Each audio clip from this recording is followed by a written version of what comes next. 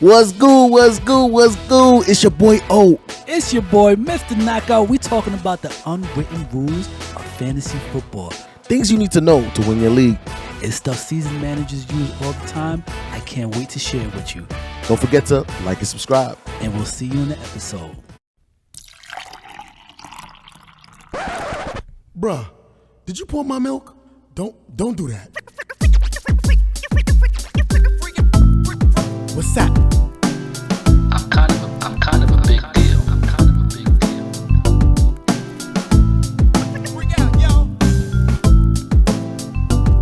You don't got the credentials.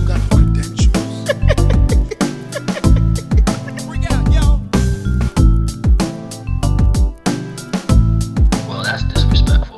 What up? What's up? What's good? We here for another episode of the Don't Pour My Milk podcast, baby. And I'm going to introduce myself. They call me Mr. Knockout Fantasy Football, and I got my dude to the side. It's your boy O. Follow me down the below. You know what I mean? You already know. You already know. We doing it again. Yeah. We doing it again. We That's here it. again. That's it. Oh, man. Yo, I got to... Should I call you LL down below? I don't think so. Oh, don't do that, cat. I'm feeling that fit, brother. You Don't know do what it. I I'm mean? just repping where I'm from. You You know what I'm doing saying? it, you Letting doing people it, know you I'm a doing it giant. well. You doing You know? it, doing it Okay, well. Oh, cat. I like that, Yeah, son. cat. I see you with the Jack's arms. I see you. I'm I just see you over here in trying, Mortal Kombat. I be in there. Come here. You know what I'm saying? I'm just That was trying to do Scorpion, my but we thing. don't. You know what I mean? That's not Mortal Kombat though? Yeah. Oh, but I got it right. As usual. Yo, this episode, we're happy to have you here. We're talking about something very important. Very all right? important, cat. These are the unwritten rules of fantasy football. Now, the unwritten rules of fantasy football, you want to give them a little more insight before we get into it on what they're going to learn today? It's like every sport. Yep. You know what I mean? So, like, there's some unwritten rules. Like, if you're blowing a guy away, pause. Can I say that? Guys? If you're blowing a team away in basketball, cat, keep it PG, right? If you're blowing a guy, if you're winning by a lot, all right? Cat, chill, cat. Come on, cat. If you're winning by a lot, you know what I'm saying? You don't try to go for steals. You don't make dunks. There's certain unwritten rules. You know what I mean? Yeah. You don't foul a guy when he's in the air and defensive. There's unwritten rules. So in fantasy, there are a couple of unwritten rules. But with these unwritten rules, Right. These unwritten rules we're going to tell you are rules that you can take advantage of. Exactly. You can get into We want to people break the unwritten the right rules. way. We're breaking the unwritten rules of fantasy, man. So we're going to give you the insight. Yes, sir. I want you to use them. I want you to terrorize those people in your league and make sure that they understand that you watch the Don't Pour My Milk podcast. Like and subscribe. And we about to give you that knowledge. Now, I want you to talk about one of the points because when we talked about this in production, you called out this first one as something that I do. Yo, Cat, you do this all the time, Cat. You do this all the time, Cat. And it's starting to get to the point where I'm like, you trying to get people inferior like complexes here, bro. Because I'm like, it was like a bug that went in my brain. So I picked up a guy, Yep. Odell Beckham. There's rumors. We all hearing rumors about ODB. Right? Yep. We don't know what's gonna happen. We speculating, hey, is he a stash, is he a pass? Check out the last episode and we find out what we're talking about. But call Cat said, oh, you picked up OBJ? I'm like, yeah. Then I remember something. He was like, damn, I wanted to pick him up. I was like, yeah, I was a little faster, you know what I'm saying? Then I remembered something, Cap, that you said. You used to call people and say you wanted players that you had no business wanting just so they could stay on their roster and take up space. And I thought to myself, after I hung up the phone, I was like, wait. Was he zoning me? Cat, were you zoning me? I mean, I kind of was. I ain't gonna lie. I knew it. I'm not even gonna lie. So what is the unwritten rule here, Cat? Explain to our viewers. Let them know what you were doing with the mind game. So the unwritten rule is make them think twice, right? So every year, I do this to several managers where I reach out, even in a public forum, and I give them kudos on just picking up a player that I would never even have on my team. Cause I see you do it all the time. You be like, yo, L, I like that great pickup, and I'm like, yo, Cat, what are you talking? I think you did it to Ryan. I do. You did it to somebody who's like, yo, great pickup. Oh my God. And I was like, yo, Cat, can you man. stop? So I do this for a number of reasons, right? I want to cause a log jam in people's backlogs, and I want to make What did you say? cause a log jam in their backlog? Oh, I'm so sorry. Was I talking about What? You know what? I got to get out of my my techie Yeah, mindset. log jam in the back. What? Okay, Cat. Continue. So, I just, I want the bench to be like stuck. I don't want them to have fluidity. So I want them to think that, dang, Cat wants this player so bad. Other players may want this player. I'm not gonna drop him. I'm gonna keep him, and it allows me to move about the league a lot freer. So I reach out to certain managers, and I may offer them a kicker for a player that I know they're not gonna give me via a trade earlier on. So it stays in the back of their mind, and they're hesitant with dropping that particular player. Okay. Just so our viewers know, what you're basically saying is like, look, reach out to certain guys, make them think that you want them, even though you have no business wanting them, so that it could have them stuck on the team, right? They 100%. won't want to drop them. They won't want to trade them. Yep. And they're going to spend $75 on Wentz. My bad, Dave. My bad, Dave. You spent your whole budget on Wentz. Man. And guess what? I picked him up for $0, bro. I was like, I'm man. good. We have so much fun in our leagues. Too much fun, That's bro. why we bring it up. That's exactly why we bring it up during these But he the conversations. champ, though. I see He you, is. champ. He is. 75 is a lot of money, though. But that's something you guys can take. Take that little nugget. Yeah. All right. It's very difficult for people to trade me because they think I have some kind of like magical insight into these players. So a lot of it comes with like, I use that to my benefit because I do a lot of research. I talk a lot about players that they have, and I tell them the possibility of those players, but I may embellish a little bit. So I really think you all should get used to doing the same thing, and then you'll see that it'll benefit you in the league. All right. I want to talk about another unwritten rule. I like this rule because I do it often. I just did it this past week. I was playing against a player, and he needed a position. And what I did, because I have the fluidity in my bench, is I picked up every quarterback that was out there to block him from playing a quarterback on his thing. And I think I need you guys to do that the same thing, all right? If you're a seasoned manager, you go out there, you pick up that position player. What do you think about that strategy that I do? This is C block. This is, I won't say the whole thing, but it's a male chicken block, right? So you Gary. If you don't get it, for Gary. Look. Give him the But anyway, look.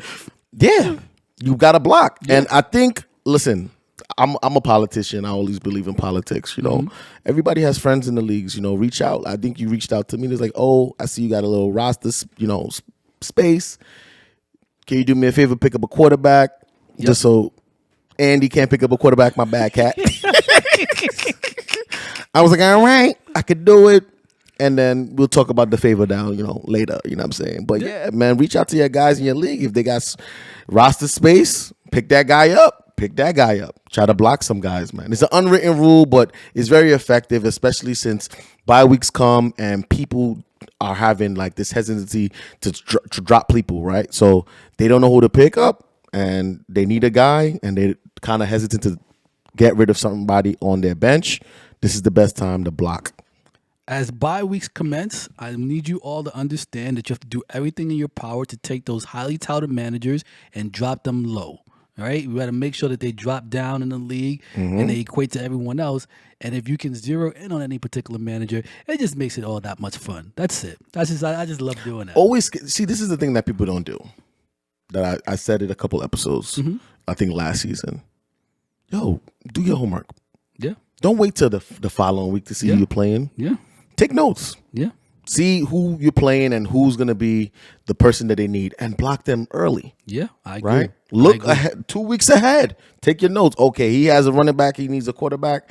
He needs a tight end. Start blocking them. Yep. Yeah.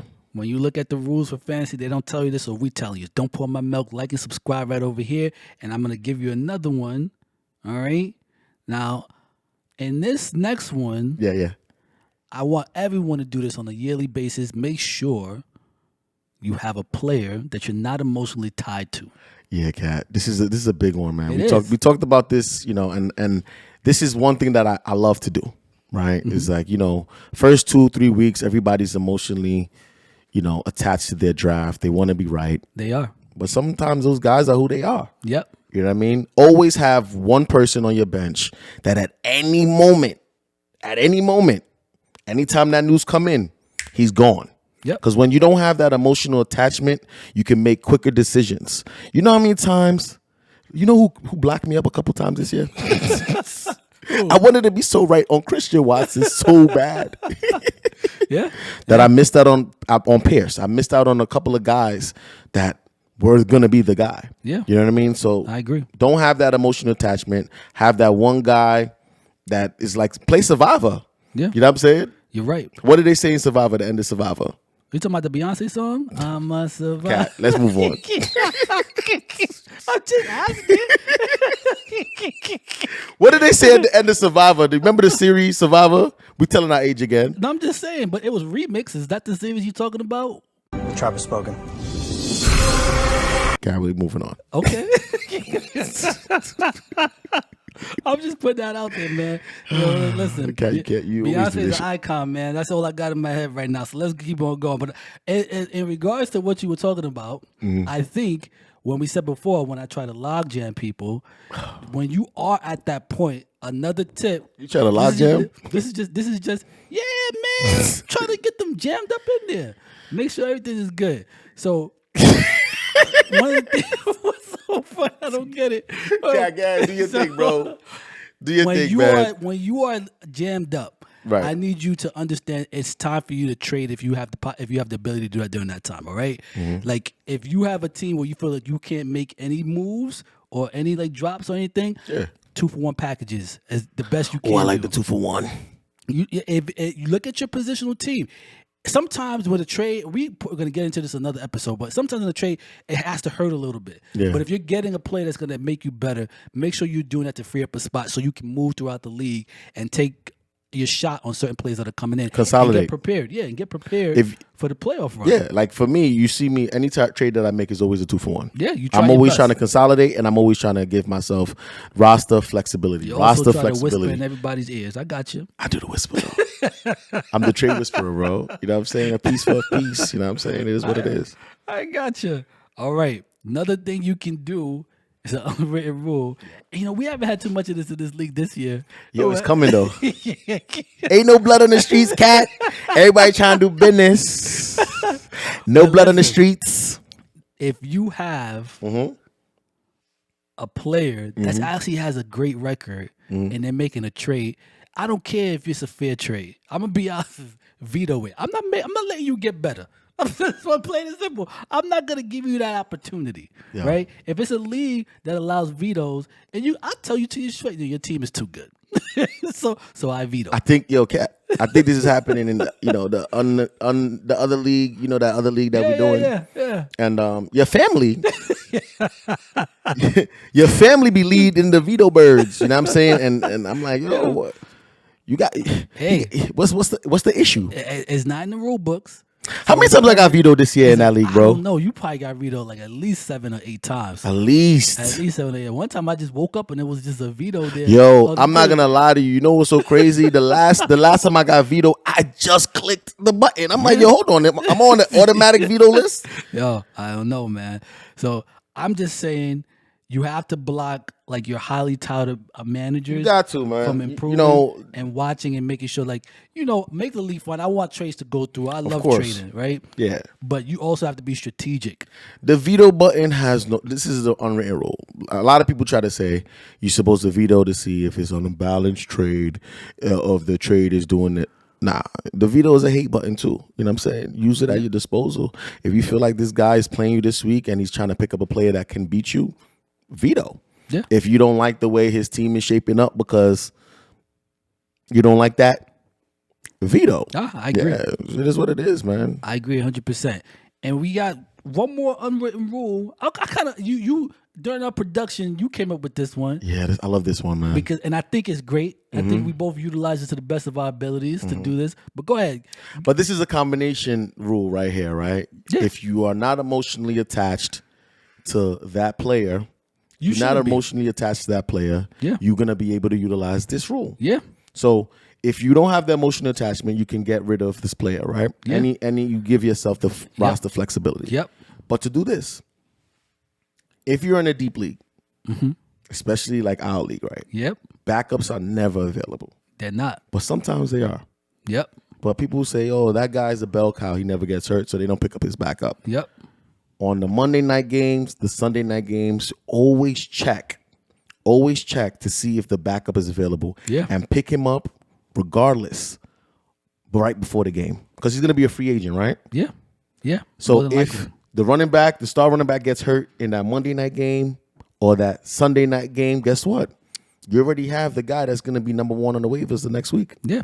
So players that usually have a star running back that's playing that don't have their backup are usually log jammed. I'm telling you, don't be log jams. I'm just letting you know. All right. And a night that you missed was also Thursday night. Thursday night is a So good one. Thursday night is a another good night. one Yeah. because a lot of people get hurt on that Thursday. It's a Yep. short week. Yep. It's a short week. I know what you're Pick talking up a about. backup. Backup doesn't. If that player plays, then just drop them and move on with your life and see what else you can do throughout the week. We giving you gems. We just dropped down so many unwritten rules for season managers on how they move forward, how they do their thing, how they maneuver, how they just piss people off. You know, I we got another one, want that Kat, to though. happen. Kat, there's a couple of other unwritten rules here, but I don't know if I could start. Yeah. What you holding back for? Yo, man, if you could cheat, man, cheat. If you could cheat, cheat. You know what I'm saying? I believe in payola. You know what I'm saying? That's all I'm gonna say, Cat. Yo, I do anything to win, man. So all I'm saying is that if you could cheat, cheat. In any way you can, Cat. Hold us like the line. And I'm gonna do a PSA I make our younger phone calls. audience. I make our phone younger calls. Audience, hey, cheating is not something that we advocate for. Yo, look, cheat. Tom Brady, the GOAT, he's a cheater.